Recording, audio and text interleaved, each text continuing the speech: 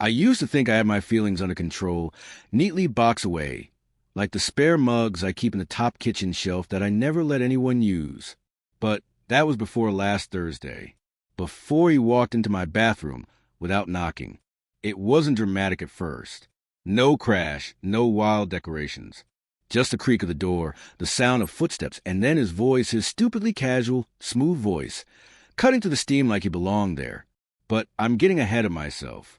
Let me start with the smell of paint. That's what set all of this in motion. I'd been repainting my apartment.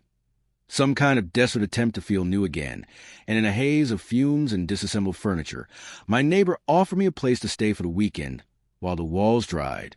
His place was bigger, cooler, smelled like pine wood and aftershave, and he had that stupid leather couch that everyone always complimented him on. He didn't even hesitate when he offered, just leaned over the balcony that connects our apartments and grinned, saying, "You're not seriously going to sleep with turpentine in your lungs, are you?" I tried to laugh, shrug it off, pretend I didn't notice the way his hair curled at the back of his neck, or how his arms folded just right when he leaned on a railing. But that was the beginning. That's how I ended up packing a single duffel bag full of mismatched shirts and my best toothbrush, and knocking on his door that same evening. We've been neighbors for 3 years, close enough to borrow sugar or whine about the shared laundry machine, not close enough to call friends. But there's something about him, something that always made me look twice. Not just the way he looks, which is fine, great, too great, honestly, but the way he is. He's the kind of guy who always seems like he's about to do something reckless, like jump into a lake with his shirt still on or kiss someone just to see their reaction. I've always admired that about him, from a distance, a very careful distance. So when he offered me a place to crash, I told myself it was no big deal. Just two neighbors helping each other out. Besides, it wasn't like we were strangers. We had a rhythm. He'd knock on my door when his Wi-Fi went down. I'd text him when his music got too loud. That kind of thing. But living with him, even for a few nights, felt different from the very beginning. The first evening, we ordered takeout and ate on the floor because he said he was sick of chairs. I remember watching his fingers tear open the plastic containers, the way he licked sauce off his thumb, without a second thought. I pretended to be engrossed in the TV show playing in the background. But honestly, I didn't hear a word of it. There was a moment when he passed me a spring roll and our fingers touched, where I felt something tighten in my chest. He didn't pull away. Neither did I. And maybe that meant nothing. Or maybe it meant everything. It's strange how fast comfort can feel like danger. That night, I lay awake on his guest bed, staring at the ceiling and wondering why my skin still tingled where he touched me. I told myself it was nothing, that I was overthinking, that I always did this, read too much into nothing. And I almost believed it, until the bathroom incident, because something changed when he walked in on me. It wasn't just that he saw me with nothing, but a towel wrapped around my hips. It was the way he looked at me, like he was seeing me for the first time. Like maybe, just maybe, he'd been thinking the same things I'd all along. But I didn't say anything. Not then. I just stood there, steam curling around us, his eyes on me like they didn't want to leave. And for the first time in a long time, I didn't want to move. The thing about living next to someone for 3 years is, you don't realize how much of your life they end up seeing. He saw me come home in a suit once and joked that I looked like I was headed to a funeral, not a job interview. I saw him dragging a mattress up the stairs at 2 a.m., shirtless and out of breath, cursing under his breath until I helped him and got rewarded with a beer and a grin. Things like that, quiet moments that accumulate until you know how someone takes their coffee without asking, or what kind of music they play when they're sad. We weren't best friends. Not exactly. But we got each other. We had that thing. Some low-key understanding that didn't need constant talking. He knew I hated loud chewing. I knew he always forgot his keys and left spares taped under the potted plant by his door. Sometimes I'd find him asleep on his balcony, earbuds still in, lips slightly parted, and I'd feel something shift in my stomach I didn't dare name. We texted more than we talked, really. Half our conversations were memes or random photos. his coffee mug chipped in a new way, or my attempt at cooking that ended up looking like a science experiment gone wrong. But when we did talk, it was easy. No pressure. No pretending. The first night I stayed over, he tossed me a spare key without ceremony. Bathroom door sticks. Just kick it near the bottom if it jams. And don't open the middle drawer in the kitchen unless you want to see the worst junk collection in the city. I smirked.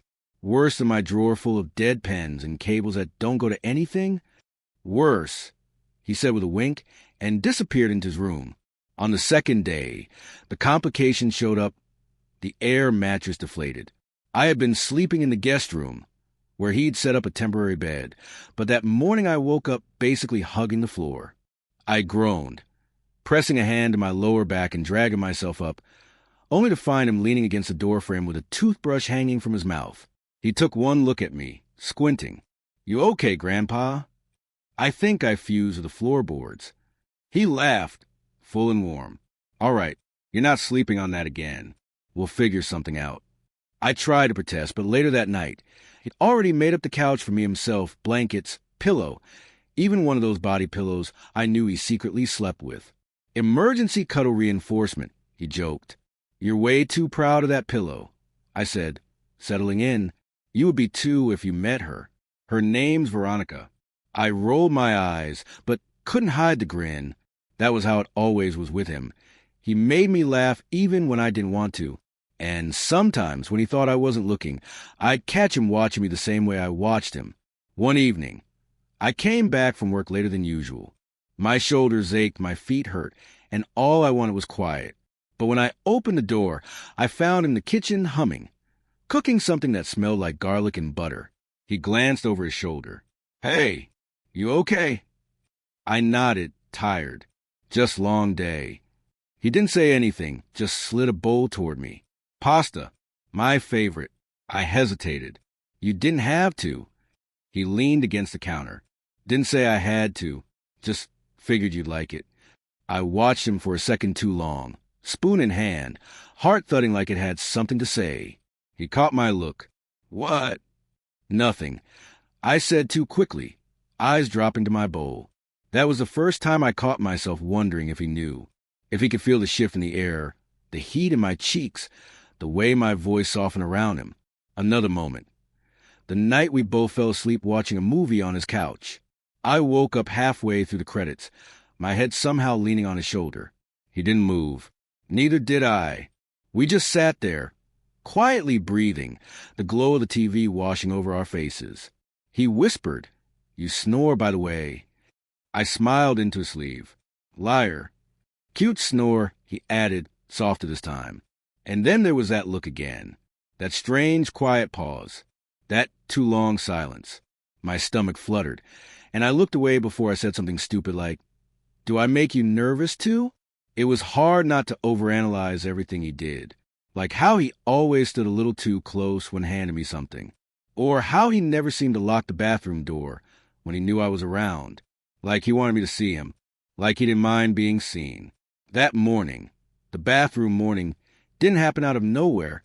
It was a slow build of too many glances, too many laughs, too many moments where I forgot what a line was. Or maybe we'd been standing on the line this whole time. When he walked in and his eyes flicked down my bare chest and then lingered, it wasn't just shock in his expression. It was awareness. And something else I wasn't ready to name yet. But I knew then, as the steam curled around us and neither of us spoke, that whatever this was between us, it wasn't just in my head. Something had changed. Or maybe it had been changing all along. The morning after the bathroom incident, things were strange. Not awkward, not exactly. But something unspoken hovered between us like humidity in the air, thick and hard to ignore. He didn't apologize for walking in, and I didn't ask why he hadn't knocked. Instead, he handed me coffee like always and made a stupid joke about how I clean up well. I laughed, but my hands trembled just enough for me to notice. That day, I worked from his kitchen table. He moved around the apartment like nothing had happened, barefoot, in gym shorts, occasionally tossing glances my way that I couldn't read. And maybe I didn't want to read them, because if I was right, everything would change. That evening, The power went out.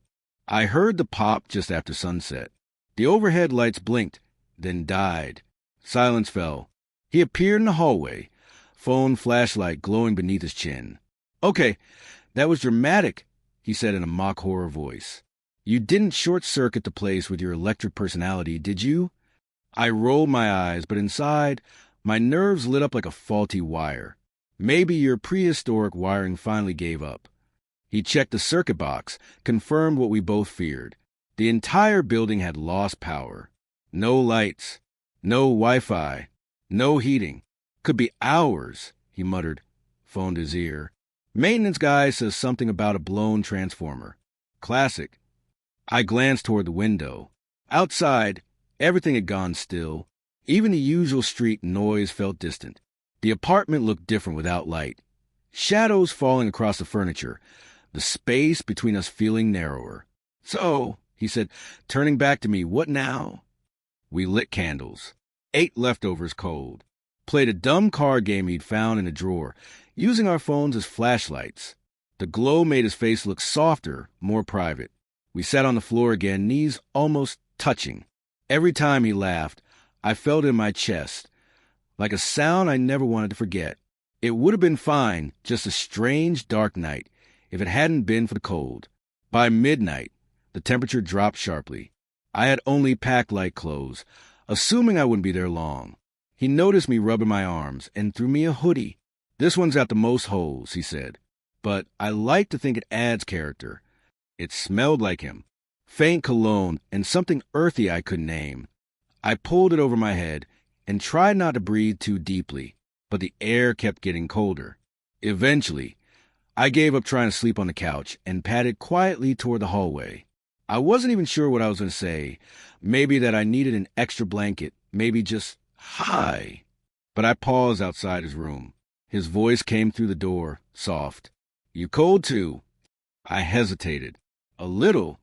There was a pause, then the sound of the sheets rustling. "Just come in here." I stared at the door handle for a second too long. Just come in here. Like it was nothing. Like sharing a bed with him wouldn't feel like stepping off a cliff. I opened the door. He was sitting up against the headboard. Hair mussed, a blanket pulled up to his stomach. He looked at me like he was seeing me for the first time again. "Don't worry," he said, scooting over. "I don't bite." "That's comforting," I murmured, climbing in slowly. The mattress dipped beneath my weight. We didn't touch, not at first, but we were close. Too close. My heart pounded like it was trying to outrun something. We lay there in silence, breathing. I could feel the warmth of his skin through the blanket. I turned my head slightly. He was staring at the ceiling. "Can't sleep?" I asked, voice quiet. "Too many thoughts," he said, then turned his head to look at me. "You?" "Same." His eyes searched mine in the dark, like he was trying to read something written between the lines of my face.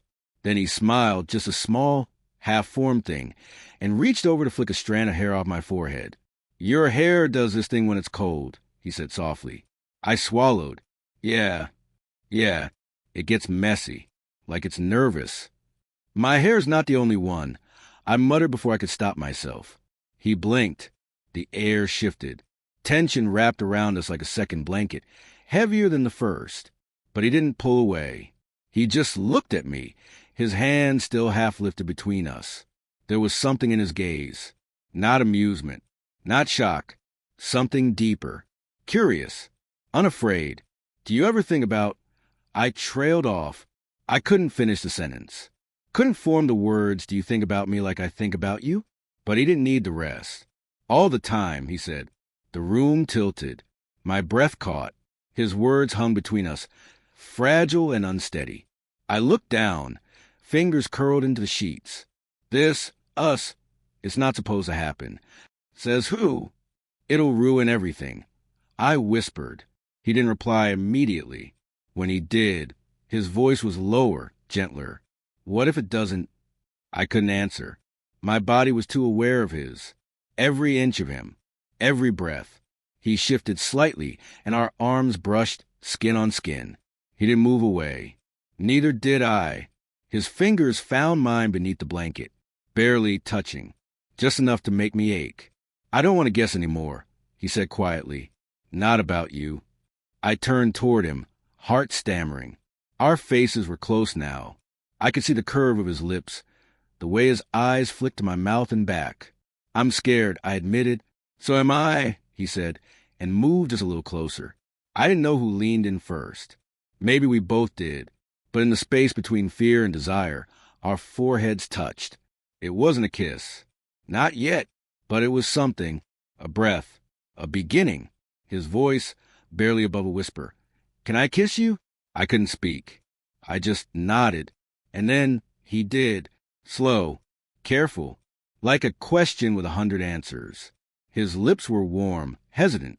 He tasted like toothpaste and something unfamiliar, something that was his. I kissed him back, gently at first, like I was afraid the moment would break. But it didn't. It deepened. And when we pulled apart, I rested my head against his chest, heartbeat loud in my ears. He wrapped an arm around me, held me close. Neither of us said anything more. We didn't need to. Not yet. I didn't sleep that night. Not really. After he kissed me, after I kissed him back, we just lay there, our bodies curved toward each other under the blanket, breaths sinking in that quiet way where everything outside the room faded. But sleep? No. I kept replaying it in my head like a loop.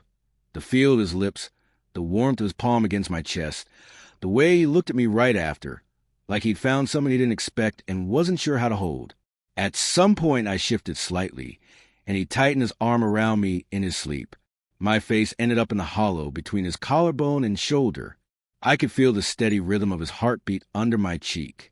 It should have calmed me.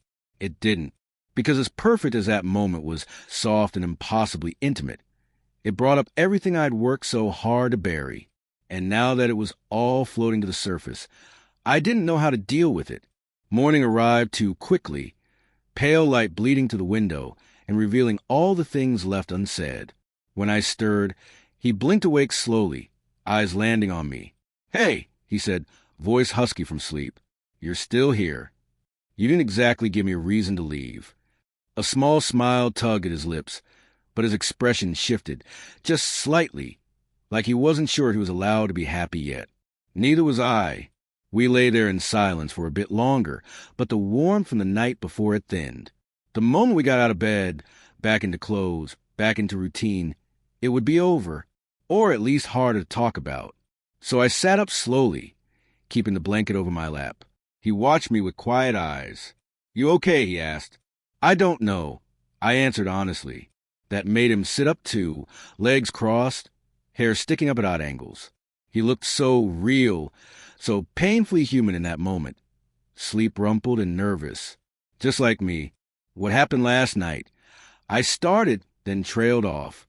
He waited, didn't rush me. It was nice, I said. Nice, he repeated. That's the word you're going with. I looked at him then, and he smiled gently like he was teasing, but also kind of scared. I mean, yeah, I said, nice, unexpected, confusing as hell. He nodded, brushing a hand through his hair. I didn't plan it. I swear. I know. I didn't want to keep pretending. I swallowed hard. There it was. The truth starting to push through. Have you been pretending? I asked. Not really, he said, voice quieter now.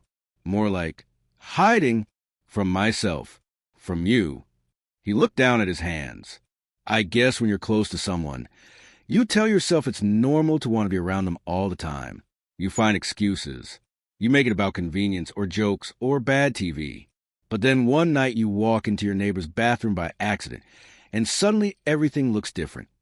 I laughed softly, despite the lump forming in my throat. That moment changed everything, didn't it?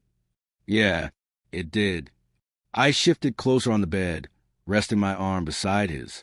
Our elbows touched barely, but it was enough to feel the pull again, the closeness, the ache. I didn't know how to say anything. I admitted, I've been feeling this for a while, but I didn't want to mess up what we have. You didn't mess anything up, he said quickly. If anything, I think maybe we've both been waiting. He looked at me then, and I saw it. The fear, the hope, the 1,000 quiet moments that had built up to this one. I used to think it was just me. I said, the glances, the way I'd overanalyze every text from you, how I'd replay your laugh in my head, like a song I didn't want to forget. He smiled faintly. I thought about your laugh too, and your face when you're pretending not to be jealous. What? You think I didn't notice? He bumped his shoulder gently into mine. Every time I talked about some date or some random guy from the gym, you got this look like you were trying not to punch something. I did not. You so did. I couldn't help but laugh, but the sound caught in my throat. Because this was everything. This was the place between who we used to be and who we might become. And it was terrifying. I looked down.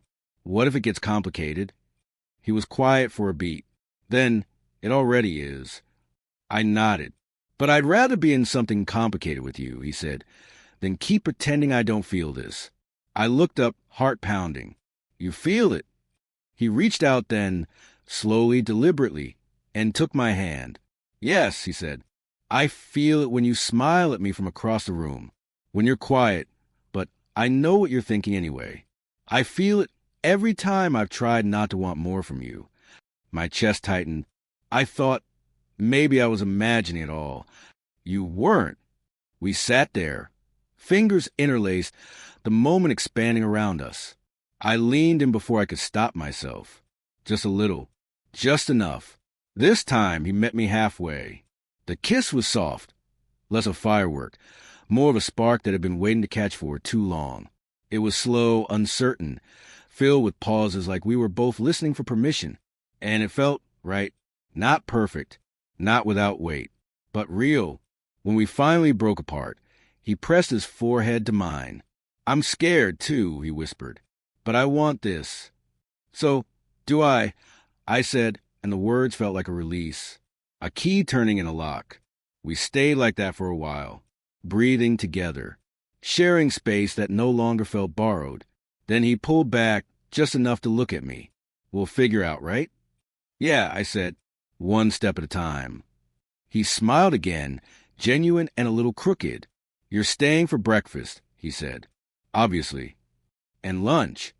Are you bribing me with food now? Maybe. I laughed.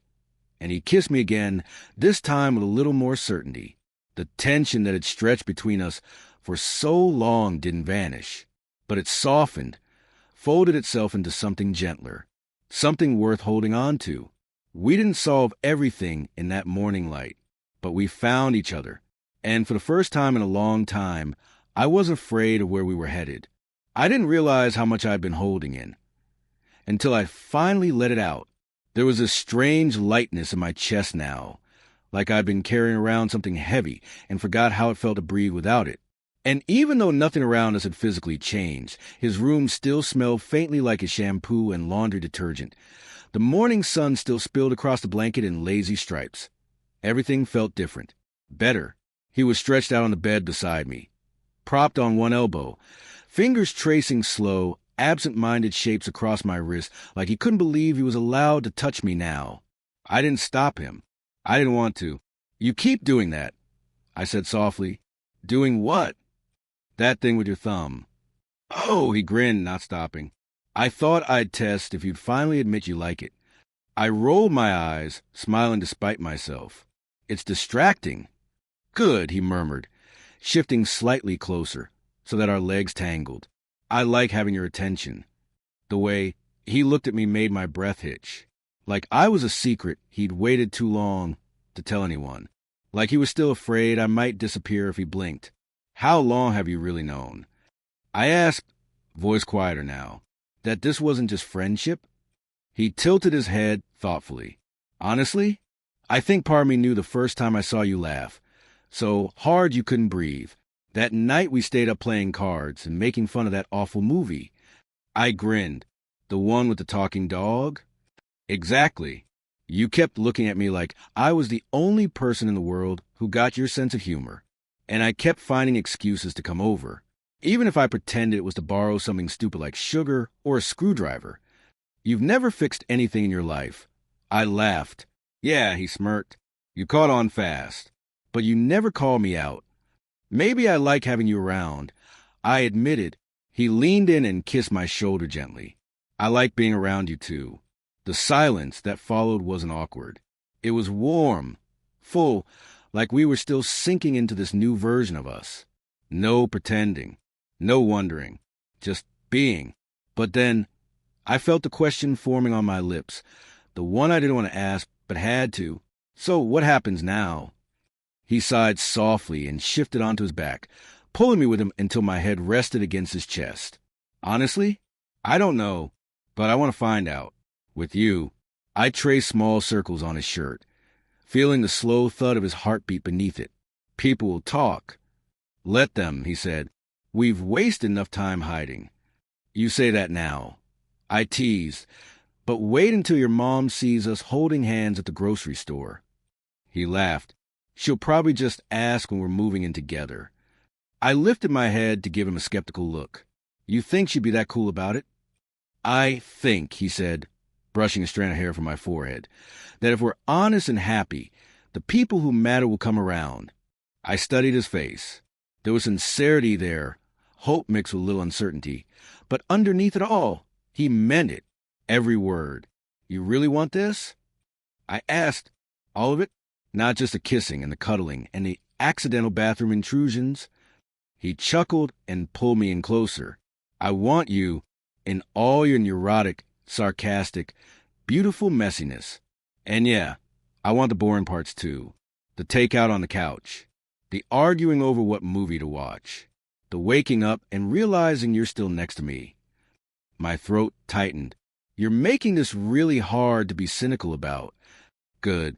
You're terrible at being cynical anyway. I smacked his chest lightly, and he grinned, catching my hand and lacing our fingers again.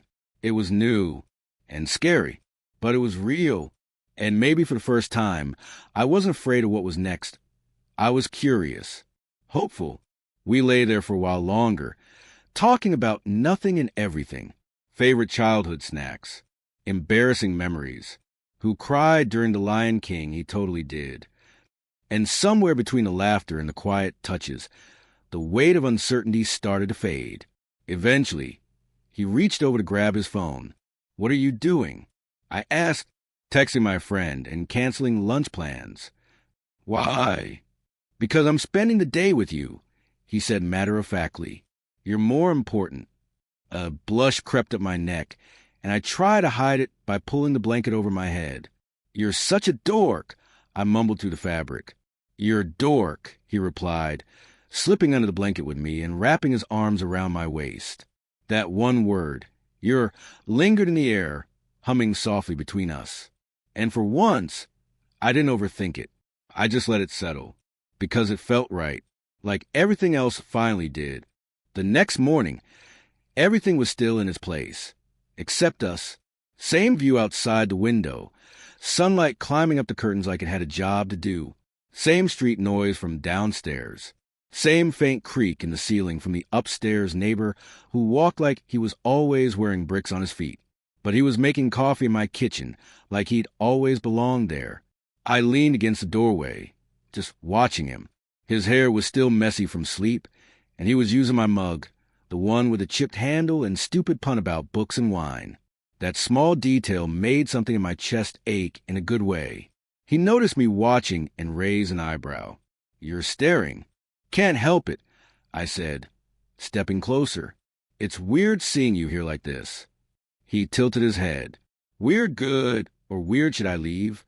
I shook my head and reached out to fix a wrinkle in his t-shirt. Weird like, I don't want to end. That quiet hit again, the kind that didn't ask for words, just presence. He set the mug down and took my hand. Then let's not let it end, he said. Simple, steady. Let's figure out as we go. One bad joke at a time. I laughed, feeling the ease in his voice, like he'd already decided that whatever we had was worth navigating, even if it got messy or complicated or confusing. We're going to be awkward, I warned. We're already awkward, he replied with a grin. You literally screamed when I walked into your bathroom. You barged in while I was lotioning my thighs. I knocked. Barely. He stepped closer, smirking now. You're lucky I didn't catch you doing something even more awkward. I narrowed my eyes, playful now. Like what? I don't know. Crying to sad pop songs? Watching old cartoon reruns? I smacked his chest. I swear, if you ever tell anyone about the Scooby-Doo marathons. Secret safe, he said, raising his hands. But only if you make me popcorn next time. There was something so normal about the teasing that it made the whole thing feel real. Not a fantasy. Not a one-night vulnerability. Just us. I took a breath. Do you want to tell people? He paused, then nodded slowly. Yeah, I mean, maybe not broadcast it on a billboard or anything, but I don't want to pretend anymore either. Not with you. That part hit harder than I expected. I hadn't realized how much I'd been bracing for hesitation, for fear, but he was sure. Not in a loud way, but in that quiet, grounded way he always did things. Like planting something and trusting it would grow. I stepped into a space and rested my forehead against his. Okay, I whispered. We'll tell people. When we're ready. He kissed the corner of my mouth, gentle and unhurried, like we had all the time in the world. A few hours later, we decided to walk down a cafe at the corner. The one we'd gone to 100 times before, but never like this. It felt like everyone could see. Like our joined hands were suddenly made of neon. I kept glancing at him, half expecting him to let go. But he didn't. He held my hand like he meant it. Like we'd always done this. Like we should have always done this. When we reached the cafe, he pulled the door open for me, smirking. After you, boyfriend. My ears burned. Don't call me that in public. Why not? You're my boyfriend, right? I stared at him for a second, heart doing that annoying flutter thing. Then I rolled my eyes. Fine, but you're the one who has to explain to your cousin why we're sitting on the same side of the booth now. He grinned. Worth it. We ordered our usuals. Sat too close. Laughed too much. Shared bites of each other's food, even though we both swore we hated sharing. He kept brushing his foot against mine under the table, casual, playful.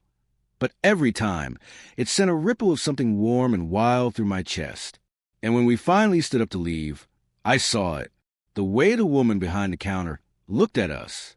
Not surprised, not judgmental, just a knowing smile, like she'd seen this coming long, before we had. Outside, he stopped walking and reached into his pocket. He pulled out a folded piece of paper and handed it to me. What's this? Found it yesterday. Dropped out of your mailbox. Looked like something you care about. I unfolded it. It was a photo, one I'd completely forgotten about. The two of us from last summer, sitting on the edge of the sidewalk, drinking iced coffee, laughing about something ridiculous. He was looking at the camera. I was looking at him. I look like I'm in love. I whispered before I could stop myself. He nudged me gently. That's because you were. I looked up, startled. He smiled softly. So was I. I swallowed hard, folding the photo and slipping it carefully into my pocket. We started walking again, slowly, shoulders brushing. We didn't need to say it out loud again. Not yet, because it was there, in the way we walked side by side, in the way his pinky looped mine as we crossed the street, in the way he kept glancing over like he couldn't quite believe I was real. And maybe that was the best part. This wasn't the end of something. It was a beginning. And for once in my life, I wasn't afraid of what came next. Not as long as he was walking beside me.